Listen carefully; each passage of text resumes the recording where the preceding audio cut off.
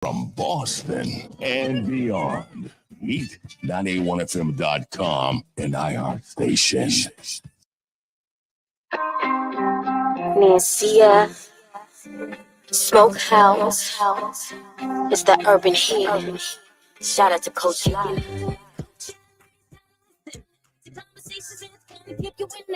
Sunday nights at 10 p.m. On the urban heat, just calling. Conversations with Coach La La La La.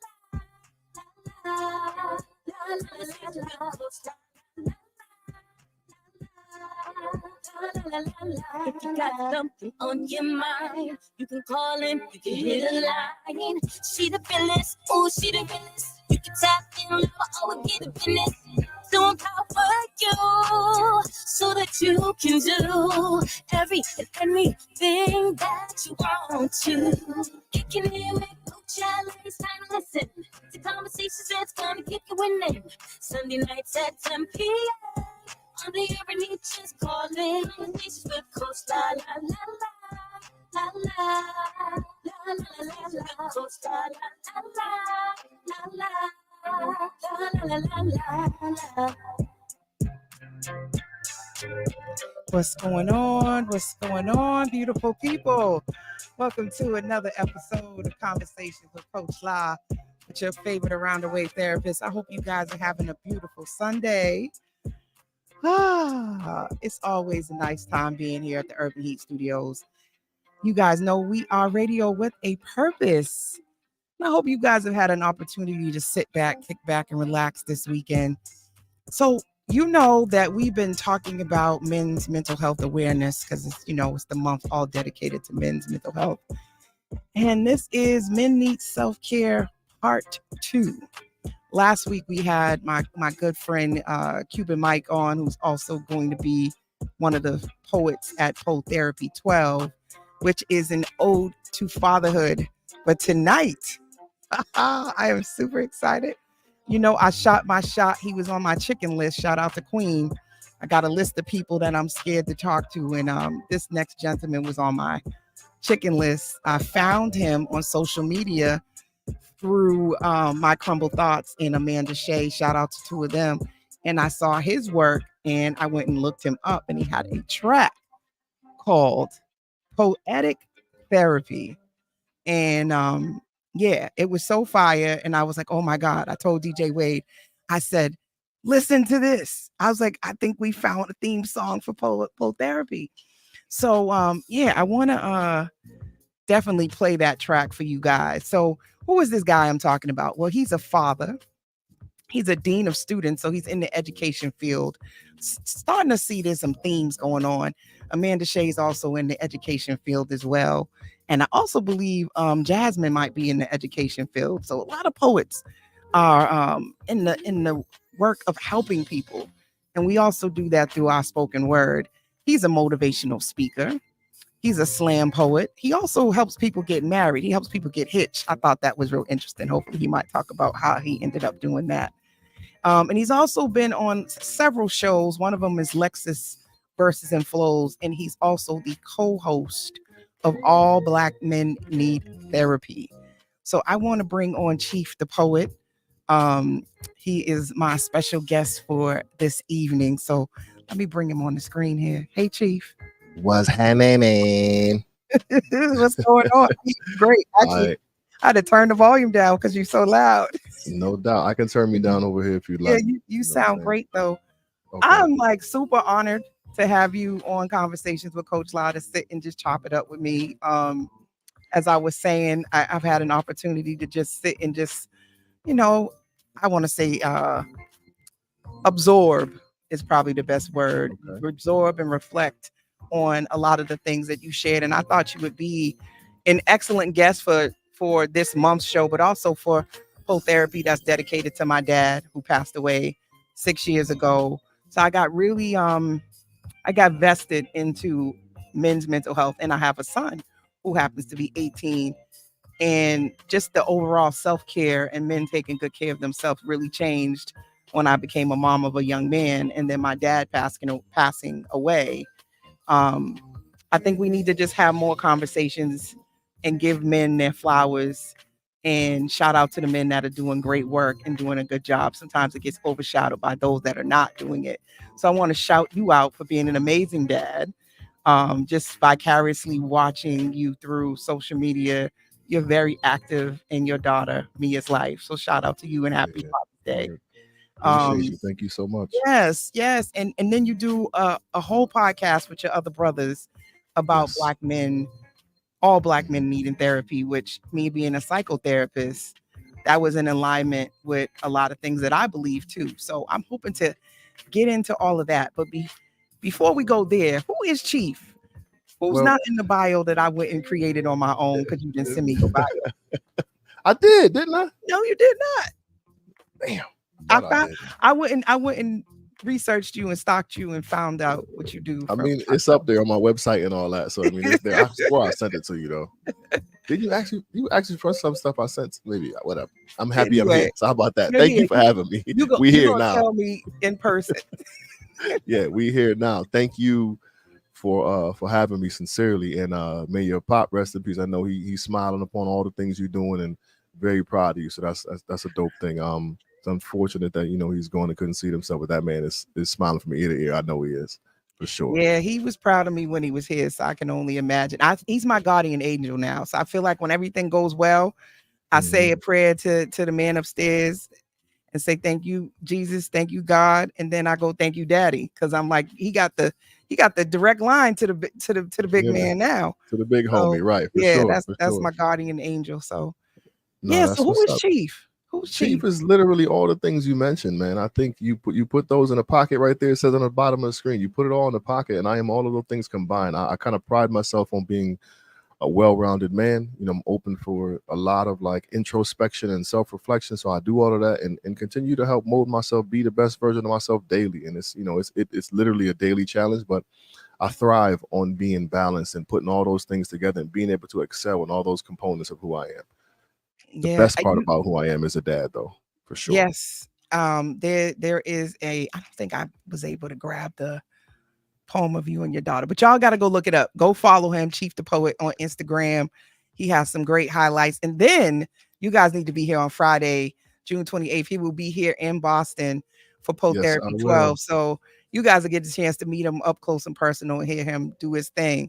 So we usually, once we get a little sense of who you are, I love spoken word. I'm not as, as a fluent or what do I want to say? I'm not as good as you. But, I feel that's like completely subjective.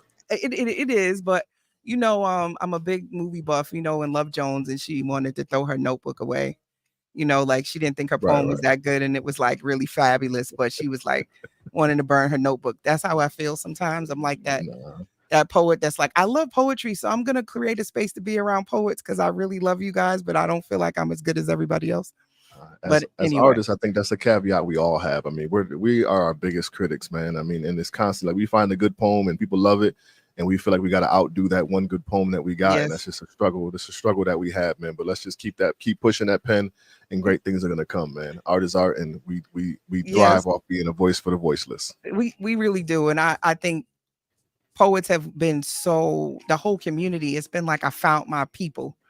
It's been very much a big warm hug of love and grace. Like I say this, and every time I do, I get reprimanded. They're like, if you don't cut that out, like you're great, you're awesome. Your work is good. And I think that's just an example of us wanting to be better and do better and push the envelope and perfect our craft. So I know I can be hard on myself, but you'll get a chance to hear some of my stuff. I just came from the Southern Fried Poetry Slam in Pompano Beach, Florida last week. Spent the week out there, big convention, big poetry festival, and 32 teams from across the country. And you sit back and, we all believe in our talent, but we get around other people and just like, these people are insane. The way their minds work and the way their pen works is just unbelievable. So we all have those internal things, but I mean, once you get on that stage, just do what you do. Do what you do. There's a poet. I don't know if you're familiar with him. Name is Midnight. Midnight has been on the team. Midnight is my dude. Midnight. Oh my goodness. His verbal connections is bananas. I love Midnight's Midnight. my guy. Yes. We were on the Connecticut team together for many years. Yes, It's funny, I love him. I was just with Midnight on Tuesday. We sat down and had a writing session on Tuesday this week.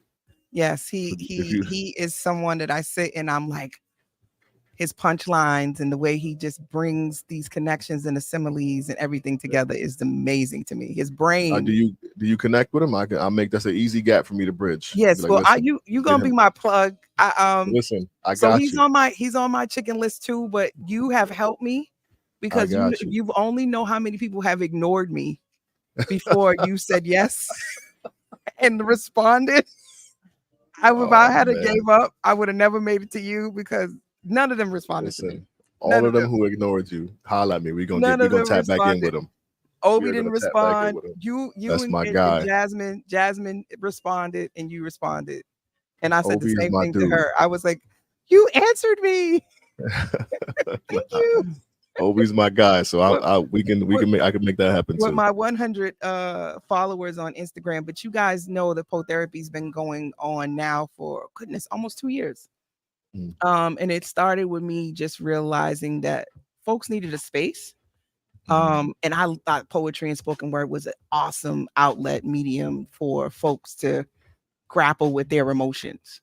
So Poe Therapy was me as a psychotherapist talking to my clients about go find open mics, go find poetry, trying to give them spaces where they could go by themselves and not feel like they needed to go with somebody. Right. And I was like, open mics, you can just go and just chill and sit by yourself. There'll be other people there too, because sometimes people will be too afraid to go or feeling like they were forced to be a part of something. I'm like, you'll be surprised. You'll hear people talking about all kinds of emotions, and maybe you might want to write too. Oh yeah. And then they were like, I don't know what any of those are. And I was like, well, why don't I create my own?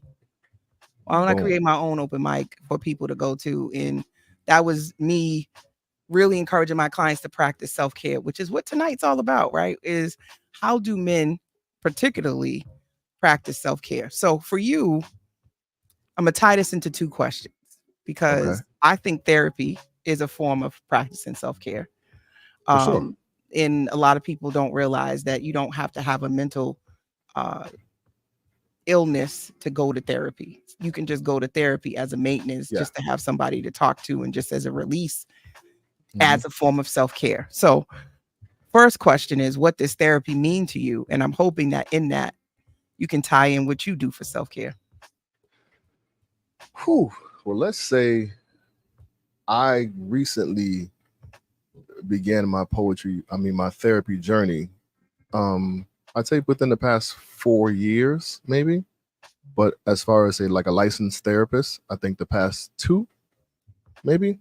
So we started the podcast. Shout out to my guys, Bell and Prentice at All Black Men Need Therapy. You guys got to check out that podcast. It's very good. You definitely do. We have some pretty intense conversations, and it comes from a real authentic place. It's therapy in the most non-traditional way, I guess, because none of us are therapists. None of us have, therapy degrees or licensures, but what we do have is vulnerability and a knack for being able to, we just have great chemistry amongst each other, and we hold each other accountable, and we respect each other. So we're not afraid to tell each other the hard truths, and because oftentimes we don't know what we don't know. And then when somebody points it out in you, you're like, oh, I never looked at it like that. And a big part of that was being able to hear those perspectives and then apply them to yourself. Because I think that's the greatest part about evolving as a human in general is self-reflecting and acknowledging those things about yourself that you may have been afraid to do so in the past. So my therapy journey started just kind of when you start to learn that you ain't right all the time.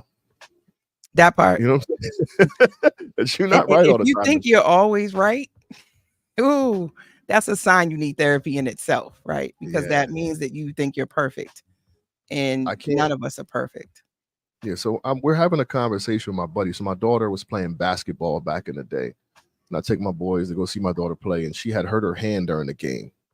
And she's playing the game. And she's like, she's holding her hand. And I'm like, you okay? She's like, yeah, I'm okay, Dad. And she ends up finishing the game. And then after the game, we find out she broke her fingers. Oh, wow. So I tell the fellas, I'm like, man, she's a G. She thugged it out. She toughed it out. And he's like, dude, she's 8 or she's 9. Like, why are you so proud of that? I'm like, listen, I didn't make her play. She chose to play. And he's like, Right. imagine what that did to her psychologically. And I'm like, and she probably felt pressure to play because her dad's always talking about be tough, or whatever. But in that conversation, it was a very, spirited conversation. And at the end of it, he was like, yo, and that's why all Black men need therapy. And I was like, that's it. Bingo. I'm And like, that's the name of the podcast. I definitely, the idea of strength as a Black woman, right? And the fact of where that comes from in terms of like, be strong, endure more pain. It's interesting because in sports, you see that a lot. You see players play sick, hurt. So it's hard in sports. I think it's part of the endurance and the toughness with sports that often goes along with sports is you keep playing, you play to the end of the game. But I've also seen that in dance, where you get hurt, you keep playing, and you endure pain. We see that with working out, no pain, no gain. So I think there's a certain level of, we know that you almost have to go through some painful things in life, and maybe that is not the worst thing, is to teach her how to be able to endure some pain, but to also be vulnerable after and to be hurt or cry. Like, I think you just need balance. And that's, again, remember when I started, I told you I pride myself on being like a very well-rounded man. And I think I do a good job at fostering that type of confidence within her, that she knows it's okay to cry, and that sometimes we got to tough through some things. So it's a good balance. And again, all of my kids have done, they do a pretty good job at like managing their emotions and articulating how they feel. And they're all young. So it's pretty dope to be able to have cultivated that within them at this point. Now tell me about your kids. Because I know about Mia, but I know so there's more than Mia. I have a girl, and so it's funny when people ask you that. I got like a long story. So it's I have a girl, Mia, and my boys, Major and Storm, are 10 and so 13, 10, and 5 are my people. My biological children. Then I have an adopted son who's 21, and I have a set of twins I inherited from a buddy of mine who passed away. So it's a gang of us. You know what I'm saying? Now, do you have physical custody of all? Oh yeah, no, all of them. No, the twins live with their mom. Big Baby, my son, Big Baby. His name is Dave. We call him Big Baby. Big Baby's here with me, and then me and my boys, we split time. Okay, so you're co-parenting, or are you married? No, co-parenting. Co-parenting. Ooh, I was just talking to somebody about blended families and co-parenting and navigating that as a man. And so I've been binge watching The Chi. I don't know how many people watch The Chi, but I haven't really had a chance to watch a lot of television all the time. So I was binge watching The Chi, and I thought it was so interesting. Emmett's evolution as a dad, and his evolution as his father-son relationship with his dad, and just all of the dynamics that they played in him with his blended families, because he has multiple children with different moms. Have you ran into anything that has impacted you as a Black man trying to navigate that might have brought you to therapy? Oh, absolutely. I mean, there's been a ton of different times, man. There's been oh my goodness, there's been a ton of different experiences, just in general, with the bitter breakup blues is a part of co-parents, and that's always tough to navigate until we finally make it about the children rather than our disgruntled situations with each other. My kids are biracial, so I've been asked like if I was their coach and not instead of their dad. Like it's been some wild thing. People like random at it. Oh, these are your players? Like, no, are you their coach? Like, wow, you can't see my whole face in them. Like, right? You know what I'm saying? Yeah, no, people have a lot of gall and audacity these days, but it's been an interesting journey, and there's a variety of different things we could talk about as it pertains to co-parenting and all that good stuff. But you live and you learn, and you process through these things, and then you move out. You come out on the other side happy and pleased. My kids are well-rounded, empathetic, loving, caring, kind, polite, like awesome humans. And I think at the end of the day, that's what it's all about. I have agree. like really good humans as children. Yeah. Yeah. I mean, and that's what we want. It's like, I had come across, I don't know if we want to call it a meme or a video, and it was talking about, you can really take inventory of yourself as a person on whether or not you're a good person or not. Or do you leave people better than when you found them? And I think to a certain extent that was so subjective too, because sometimes you simply leaving a person could not necessarily leave them better than when you found them, and you needed to leave, or you for your own good or their good. But I think, in general, you want to add value. You want to add value. You want to lead with Absolutely. kindness and love, and if you can do that more times than you hurt someone, because sometimes you can hurt somebody unintentionally, just Yeah. simply by telling them no and creating a boundary, they We can all be do it. hurt, you know? Right. So I think, the absence of pain, I think, I've been thinking a lot about that as I still grieve my dad 6 years later, that Mhm. there's really no way of avoiding pain. And I think we're all trying to avoid being hurt when it's just a human experience. Yeah, People are very much going, so. people And are going to leave, things will end. And it's just like, how do you cope with that? How do you navigate that? So, I think ultimately none of us are taught that. Mhm. That is a lesson that we have to learn as we go through it. How many of us were raised to raised to navigate and deal with grief, loss? None of us were really taught that. You learn as you go through it. You might do. lean on, but you don't learn that until it happens. Correct. I think my father, shout out to him again, he attempted to help me to prepare me for this. Mhm. He would say things like, I'm not going to be here forever. He would Right, tell like me to that. be grateful. He would tell me to, really value the time and tell people you love them. And he would talk about the loss of his own parents and how he wasn't prepared for it, and that at some point it would happen. I think that was all he could do.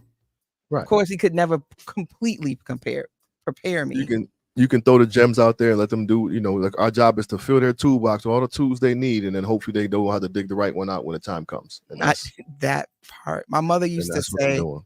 she was giving us a book of knowledge, and at some point you would have to go and read it and try to decipher the chapters out for yourself. So very true. So when you're thinking about your personal journey, how have you been able to prioritize your self-care and your mental health? That is a process I'm still trying to navigate through.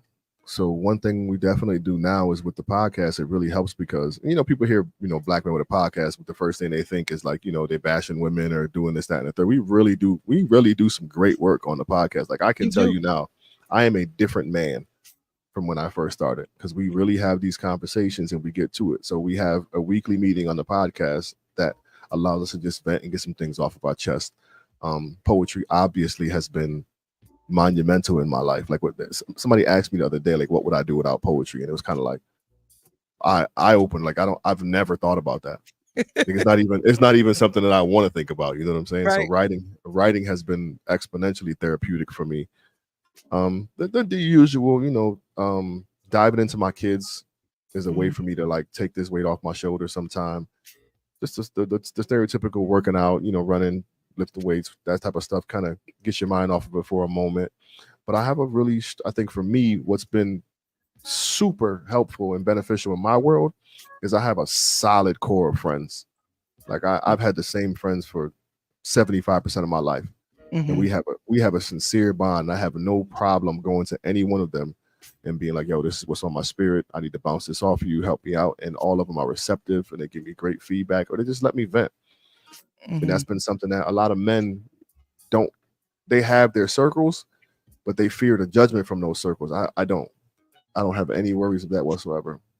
So I can be open and honest with my guys and let the rest take care of itself. So I think that's so important. And I've learned that from working with men, how, camaraderie. That's why, sports teams and playing cards with their buddies and just going to play golf. And, a lot of women don't get that, but that time with their boys is like their self-care. That's like that's the balance. It's need weird that because camaraderie. those moments serve as the camaraderie and lighten the load temporarily. But I'm speaking more specifically to having the opportunity to talk about it because we'll mask it. We'll mask it with a good ball game or a round of golf or a night of cards. And for that moment, everything feels good, but we still carrying this stuff. I have outlets where I can really pour into my guys and get it out of my spirit and get some positive feedback on how I should move forward or, how I'm handling or what they see. And it really does make a difference in my world, because a lot of guys have friends they can kick it with, but not no ones they can talk to.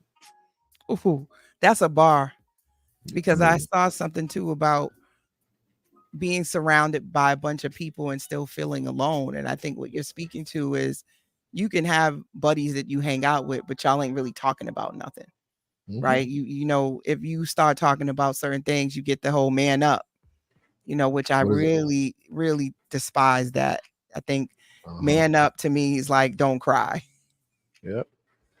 And I think the hyper focus on masculinity being like tough and emotionless has just been devastating to my male counterparts. I think that in itself has created a bunch of men who are like soda bottles, right? That they're just being shaken up, and there's nowhere for it to go. There's a piece that you have that basically is Who is Chief, and you talk about your walk as a young man with your brother, your father, and you add so many elements in there. It's one of my favorite pieces that you've done. Well, thank you. And to me, that was like almost like it was almost like a journaling in a poem of like really trying to seek identity and understanding of who you are as a person. So how much do you think like the identity of identity and masculinity plays into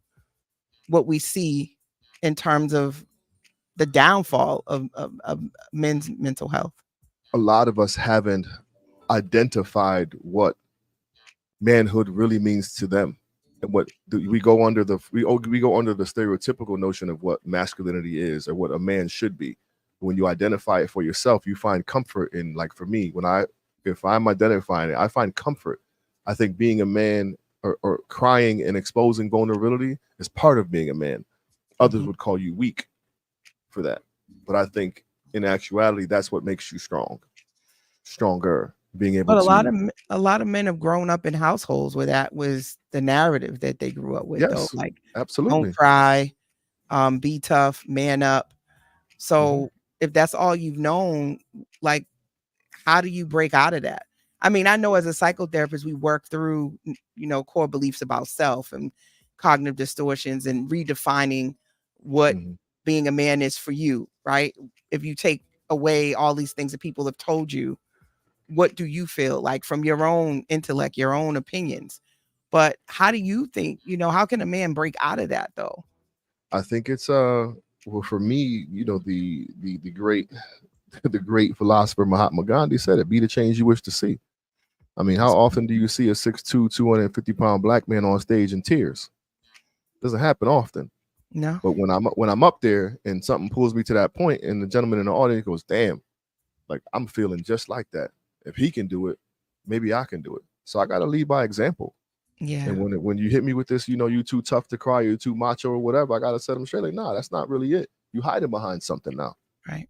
I'm still tough. Like we can get it cooking whenever you want to, but I'm gonna feel bad after. I might cry after. You know what I'm saying?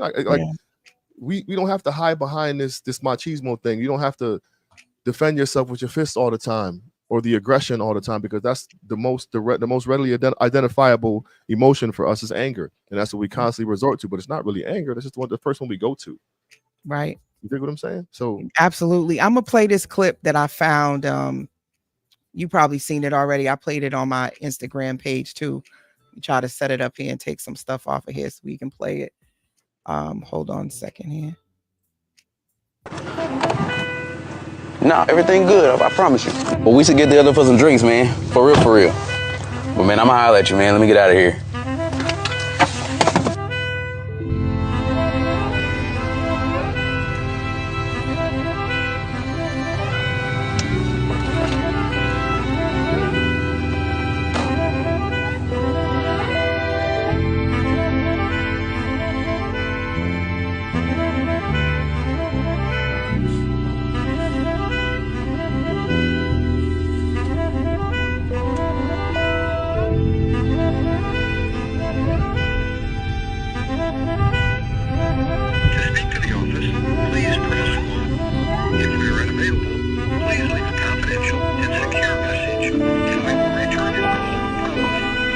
guess I'd like to schedule a session.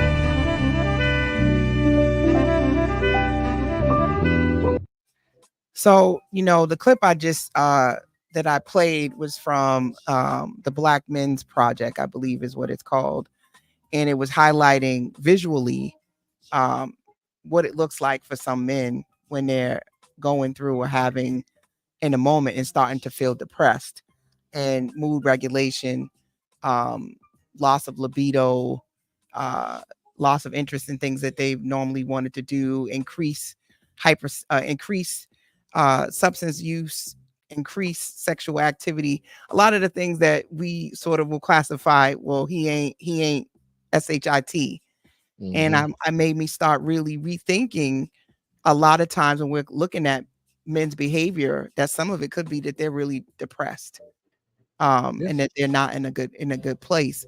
And then some of the things that we know is that 20% of most Black Americans are more than likely going to experience some kind of serious mental health problem compared to the rest of the population. So all of these things, right? If you think about that, there's no way that men are going to be exempt from experiencing these things. And they're also the least likely the ones to go get therapy. Yep.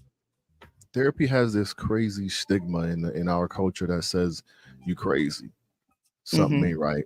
You know what I'm saying? And people don't view it as a chance to expand and grow. And I think once we've taken an opportunity to dive into that with our podcast, it's kind of, listen, you don't have to, you can start there. Start with hearing this about yourself, or hearing people who look like you, who go through the things you go through, talking about it. And it's like, oh, it ain't just me. And I think that's what kind of opens the door. I mean, we've had so many amazing responses from people. People hit us up every single day like, yo, you guys kind of peeled me off the ceiling with this episode. Like, I was going through this. I had no idea that other people was going through it too. You spoke my mind. And it's very refreshing, because we're genuinely, as selfish as I can say that, we're doing it for us in hopes that other people pull something from it. But this is actually what we're doing to help ourselves. And the fact that other people are pulling things from it and helping themselves be better is something that we don't take for granted. I often, wonder, about what we can do as a community. And I think a lot of it is more spaces, more conversation, more normalizing it. Because a lot of men are hurting. A lot of men, I think, are just not in a great place. So I had talked with my son about coping strategies. And, a lot of times the disconnection from I'm not feeling good, or I'm not in a good place, or my thoughts are not necessarily positive. And then what am I doing to deal with that? From like drinking, smoking weed, having sex, different things that I know a lot of us don't look at as a way to cope with stress. So how have you, as a Black man, done that? Or what do you think are some of the things that are specific challenges that Black men face when it comes to seeking mental health support? I think our biggest issue is fear of judgment. Yeah. No man wants to feel weak. And I think with therapy, with the stigma of therapy, it feels like, oh, I'm weak, I can't handle this. I mean, most of our biggest responses are, I'll figure it out. Whatever it pertains to, I'll figure it out. And that's our job, to figure it out outside of when it comes to ourselves. Yeah. We just suppress it, put it in the back and keep on pushing. And it's just weighing us down and weighing us down and weighing us down. And I think once we've come to terms with the fact that it's okay to talk, that everyone goes through it, that we need more help than we realize, it makes it a little bit easier for us to transition through this. I mean, and if you have a group of like-minded people around you who are actively chasing self-improvement, it makes a great deal of a difference just to have people who are doing the same things you do, or who can encourage you to do and be better. Like, again, my biggest thing is having my circle. Like, I really have a wonderful circle around me. I got a good circle of brothers who are doing well, who are great fathers, who aren't alcoholics or living the street life. And it makes all the difference. I mean, they say you are a a culmination of the 5 people you spend the most time around.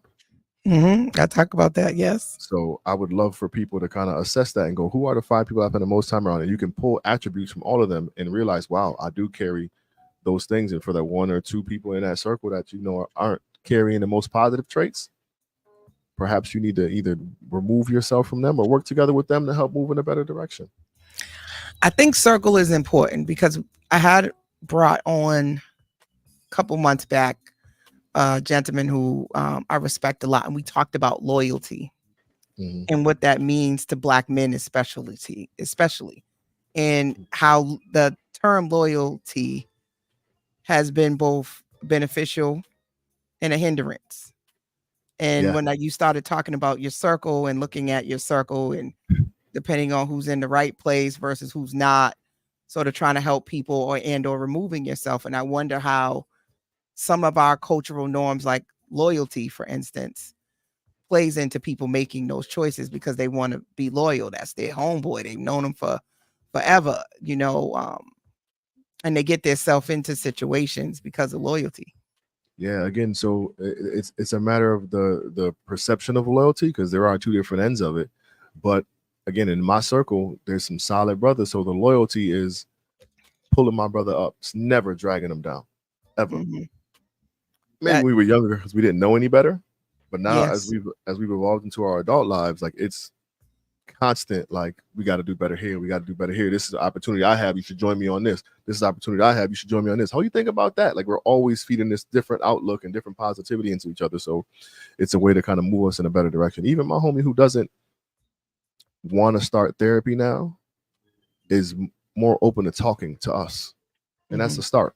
You got to start somewhere. You know what I'm saying? Yeah, and you know, what's making me think about the clients, or at least I have a lot more men who have said, what's the point of talking about it? What's talking about it going to do? What's your thoughts on that? And what are some things that you could possibly say to someone, a man who's like, what's the point of talking about it? I think oftentimes when we can put it out loud, when we can say it out loud, it hits a little bit different. When you can sit back and go, I just went through this experience. Now let me self-reflect in this experience and say what I did. And when you can go, wow, I really hurt that girl because I was too stubborn to listen. Like it makes a big difference. No one intentionally likes to hurt people, but when you know that what you've done has impacted someone in a negative light, it really does open your eyes to, well, maybe I do have some things bottled up in me that I need to get off my chest. And we don't realize that a lot of the stuff a lot of decisions we make and actions that we do or display now stem from a traumatic past or from a previous experience. And we don't even realize that how we're conducting ourselves is because of such and such that happened 15 years ago. We don't even realize that. And I think it's a huge part of being able to sit back and assess ourselves and go, damn, like I hurt some people, or I hurt myself, or I could have made a better choice. And when you can say that out loud and you can hear it and you actually do something about it, it makes all the difference. I mean, as a psychotherapist, you know, I agree with it. I think it takes a level of courage to self-reflect and hold yourself accountable, and to give people in your circle permission to hold you accountable too. I think that right there shows that you ready to change. But I think one of the hardest things for people to acknowledge is sometimes they don't want to change, and that they don't want to take on this new information and actually evolve. A lot of people like to just do a lot of BSing. They, you know, talk a good game, but when it really comes down to it, they're not ready to change yet. Oh yeah, that mirror cold-blooded. That mirror is cold-blooded. So when you got to be a brave man and look into it and accept the truth about yourself. But I think the biggest part of it is men tend to justify it. We'll give ourselves 1,000,001 different excuses as why that can't be true until it happens again and again and again. And sometimes that again and again is then put you in a hole that sometimes it's very hard to dig yourself out of. You know what I'm saying? So people, I tell my son all the time, like, people teach you how to treat them. And I think that's an easy way for us to look at it and go, what did I teach this person about myself? What did I teach them about me? Like, so now I did this, so now they think that this is how I conduct myself, or this is how I am. And that's a good way to kind of open your mind up. What did you teach this person about you based on your previous experiences? I like that. So did you teach this person about how to treat you based on how you're showing up? Right. I like that. I like that. So we talked a little bit about just your thoughts around self-care, mental health. What have been some of your wins or your moments of like self-reflection that maybe have shown up in your poetry? Whew, that's a tough one. For one, I think being able to share a stage with my children and my children getting paid for poetry when they, they're just accompanying their father is a win for me. Like, it's probably one of my proudest moments today is, when they fly you and your kid across the country to perform on a TV show. She got 2 people doing her hair, 3 doing her makeup. You know what I'm saying? And they pay her some money. She got her own personal tutor. It's a super proud moment for dad. We did that poem hundreds of times. And it wasn't until I watched it on television where I got teary-eyed. Oh yeah. It's like, damn, look at my baby. You know what I'm saying? Yeah. And now my boys, like, we'll go to different things, and my daughter and I, we don't do it anymore because she's a little older now. So we used to do the poem. My boys would go to the show with us, and it got to a point where we didn't have a poem together with my sons, so they would just come on stage and smile and be cute, and everybody would clap for. They had to get their applause too. You know what I'm saying? So that's a proud moment in that. But poetry is just one of them things where, like, you got to kind of do it, find the rooms, do what you do, and then allow the people to find you. And that's kind of how it's happened for me. Like, it's really been one of them things where I got into a space, I poured my heart out on stage, and somebody, like, that's how it started for me. I was going through a breakup in college. I read a poem at an open mic on campus. I was 19 years old. A gentleman walked up on me, he shook my hand. He said, "I'm 55 years old, and you said something I've been trying to say my entire life." And I remember being like, wow, like, if my sadness and sorrow was empowering somebody, then I'm on to something. So I went back every week and read another sad ass poem. And at the end of the month, dude was like, "Yo, you don't got nothing positive going on in your life?" And I was like, "Oh," and that's kind of how it changed and shifted. And then it kind of just took off. But poetry has been a blessing for me. And there's been so many wins that have come in ways that I couldn't even imagine. I've literally gone all over the world because of a poem. When I say the world, I'm talking about 12-hour flights to do poems. You dig what I'm saying? So it's been it's been an absolutely incredible journey. And it's funny you mention that, because right now my therapist says, what she called me? She said I'm was it a walking contradiction? Yeah. I can't remember what it was. She was just saying, she was like, you don't trust yourself, because I'm in this turmoil, right? I'm in this space right now where I'm debating on whether or not I want to just take a step back from my 9 to 5 and literally do poetry, motivational speaking full time. But I have this fear of jumping. But I keep telling her, like, I'm like, yeah, I bet on myself all the time. Like, I'm always gonna win. But I'm afraid to take this jump. Like, why? And we're trying to decipher that right now. So it's too funny. That's pretty dope, because that was basically where we're going next, right? Thank you for the segue. Okay. Was the bet on self moment. So this show is a bet on self moment. I remember being in COVID and sort of thinking about wanting to do a radio show, but thinking I didn't have enough time. I had already jumped to be in private practice, working 100% for myself, which is now going on my 4th year of being completely 100% self-employed. Shout out to you. So I could talk to you about jumping for real. But looking at, what else do I want to do and how else do I want to make an impact? And yes, I want to expand the practice and start hiring additional clinicians to work in the practice. But at the time it was like, okay, I can only take so many more clients. And so this was a manifestation of, one, dealing with my grief, because my father loved when I was on the radio. And this is not my first radio. A lot of people don't realize I've been on several other radio stations before I got to the Urban Heat. Okay. And he used to he drove for the city of Boston for the Elderly Commission. So he would have all of the, elders on his shuttle bus, driving them to their various appointments, picking them up, and he would play me while I was on the air in the morning doing the morning show on another radio station. And it was a proud moment for him. He used to love hearing my voice on the air. So he told me, said, baby, I think you found something. He was like, you didn't try a lot of things. He said, but you sound really good. You sound really good. He's like, you sound like you are natural. He's like, I listen to radio all the time. So I was like, you really think I'm good at it, Dad? He's like, you should stay with that. Of course, as most things, we don't always listen to our parents. So I didn't stick with it. But when he passed away, I was like, maybe I should start doing a show. I didn't know what I wanted the show to be about or how I wanted to frame it. And during COVID, this whole idea of conversations with a therapist and how to normalize it, make it not seem so intimidating. When I went into social work, the whole idea was I was going to be myself. I was going to bring all of Lakeisha to it, and I was going to change what you thought a therapist looked like. I was going to be sister, friend, auntie, sister, cousin, big sister, almighty. Like I was bringing all my sister soldier with me, right? No doubt. I was going to be totally me.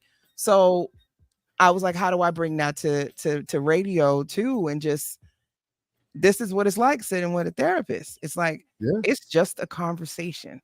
Absolutely. It is not, I hate that they call us shrinks because I really don't know why. I think that that is an archaic name that when they actually was trying to shrink people's brain and do all these weird experiments on people, that's where that shrink came from.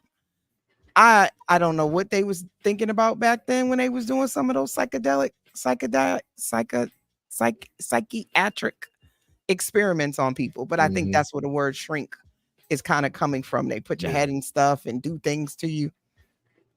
I don't do that. It's literally a conversation. You don't have to be afraid. And that's how it started for me. Here's the weird thing about my transition in therapy. So I started the therapy process with an actual therapist, with someone I knew, friend of the family, who was kind of close to family, knew my people. And I felt comfortable with this person because they kind of knew who I was and I was able to get some stuff off. But then as we progressed and it started to get real, right, the comfort became a barrier for me. And it was like, it was because they're so close, because they knew who I was and knew my people, like I kind of felt myself pulling back from sharing certain information in fear of judgment. Okay. But I'm like, oh, they've helped me so far, but I think this is the line for us. I can't go any further. So I looked for a new therapist that didn't know me. So I could just put it all out on the table now. So I didn't have that reservation of that comfort. Yeah, you don't know me. I'm gonna tell you all my dirt. Right. The comfort is what walked me in the door, made me comfortable. But then it was that comfort turned into a discomfort because I don't know, it's weird. But now my therapist now, like I'm putting it all on the table. Like, here you go, you can hold that. Like, you know what I'm saying? You hold that. Like, I gotta get this out. Here you go. I released it. Yeah. No, you do what you will with that. You psychoanalyze that and tell me what you think. But so I think for people who are adverse to it, maybe starting the way I did and with someone close to you who can put you at ease in the beginning and then progress into a space where, I mean, I don't know how, if they're like me and didn't want to tell anything, but they can progress to a point where it's like, you know what, you've helped me find my pocket of comfort in therapy. Now I'm ready to really fly. Let these, you know what I mean? So let these wings open up and tell my story. I think that's a good point. I always encourage people to realize that where you start or who you start your journey with might not be who you progress with it going forward. And I, as a therapist, I'm able to understand that a lot easier with my clients sometimes than I can with people. Like people in my circle that, I'm not going to always be a part of every piece of your journey. So you need to be able to be okay with the transitions of things. And I think that's hard for people. Even now, when I talk about you may not need therapy for forever, or we'll reassess in 3 months. A lot of people have a hard time. Wait a minute, you're gonna try to end? I'm like, you may really need to, though. You might need to go to someone else. I might have to, graduate you out, and you might need something different, and that's okay. So I think that's an honorable move on behalf of the therapist too, being like, you know what, this is the point where you need to move on. And I think that's an honorable thing, because sometimes it's just about the money and not really healing the person. And I think if they can recognize that and be like, we got to this point, I think it's time for you to keep reaching out. I think that's awesome.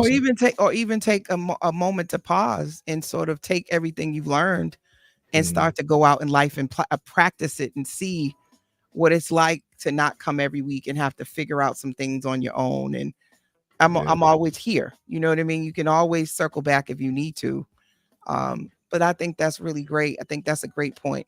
So as one we of the get things ready, one of the things for me is I always leave my therapist. I'm like, I want to leave with some homework after every session. I want to leave with some homework that's applicable right now. Yeah. And there's always a challenge for me or an assignment or something for me when I leave. Every time we get off the call. That's good. I'm a big homework person too. Yeah.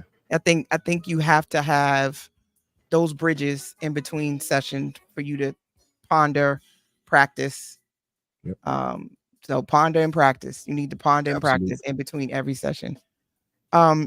So can you believe it? We only got like 10 more minutes. 9 more minutes. I know, it went by fast. Yeah, it did. So shout out to everybody who's been tuned in. You are listening to another episode of Conversations with Coach La. I have Chief the Poet on. You guys know he'll be here in Boston, Massachusetts for Poet Therapy 12, right here at Slade's Bar and Grill. You can still get tickets on Eventbrite. Also gonna have 365 Dad Marv Neal's gonna be co-hosting it. We have D Ruff, who's also, if you can feel it, if you can speak it, if you can feel it. So he's gonna be helping me host. It's gonna be a great night. We're doing an ode to fatherhood. So please come out and support and take some pictures. Come see your favorite around the way therapist in person. So I'm thinking about how we can end this to make it for all of the listeners that are tuned in on LinkedIn and Facebook and Instagram. Thank you so much for tuning in every week. As you guys know, the Urban Heat is Boston's only Black-owned radio station on iHeartRadio, which is something we're very, very proud of. That's what's up. You got people listening through iHeartRadio as well. So think about this. I got 2 questions. The first one is, what role do you think the community plays in supporting mental health and self-care among Black men? And how can we foster more networks? Because you mentioned a lot about having a place to go. What do you think we can do as a community?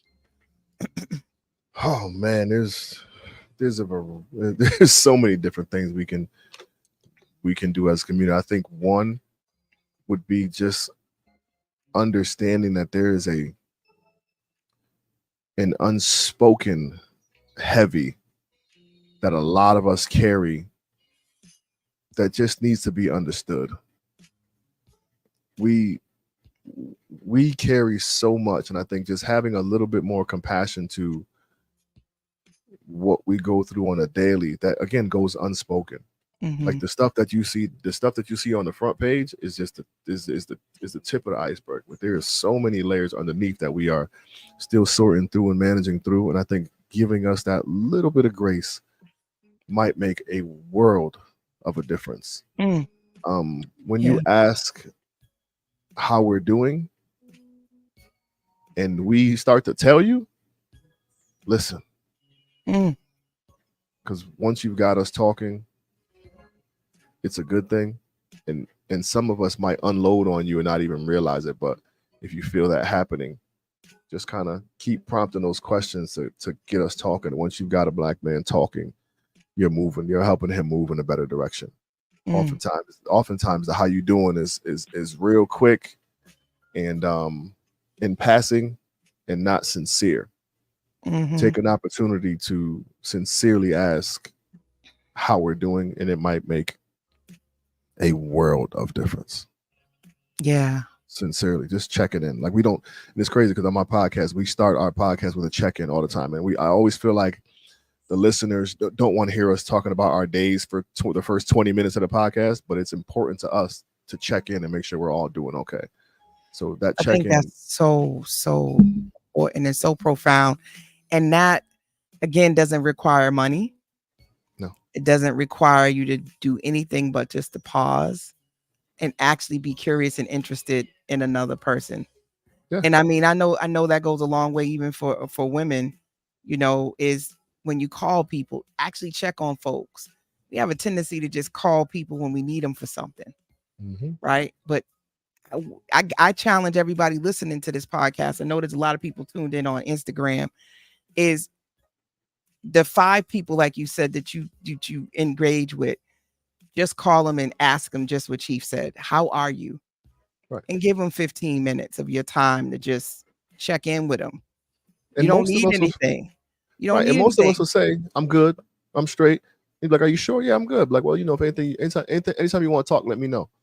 And just keep repeating that. And eventually that one day, it's like, you know what, bro? I have been going through some stuff where, you know, been a little heavy lately or whatever. And it makes a world of difference. Absolutely. You know, I challenge myself to make sure if the last time I called somebody was to get them to do something, and even if I do need them to do something, I remind myself I haven't called to just say, hey, I'm going to call and just say, hey, how you doing? Especially if it's not an emergency situation. Don't always let those phone calls be just that. Secondly, if you're the person that's always venting, because I'm guilty of this. Yeah. Taking up the airtime, recognize that and chill and actually turn it back around and check in with the other person. Or even a simple, hey, bro, just checking on you, hoping everything is well.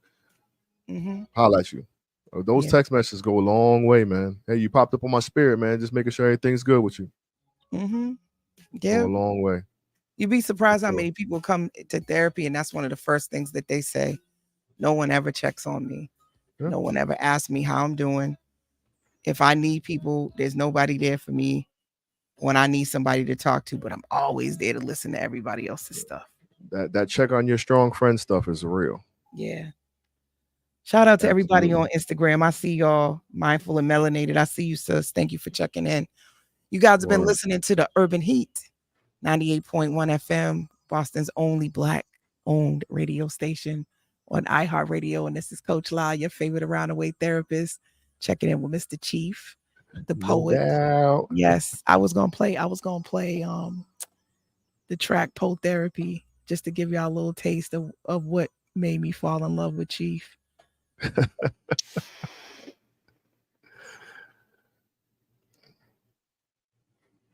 That'll be dope. That'll be dope. One of my faves. You know, I used to do the radio too. I've always been an R&B head, man. So I worked at the college radio station playing the late night love joints for a while. It was dope. My favorite.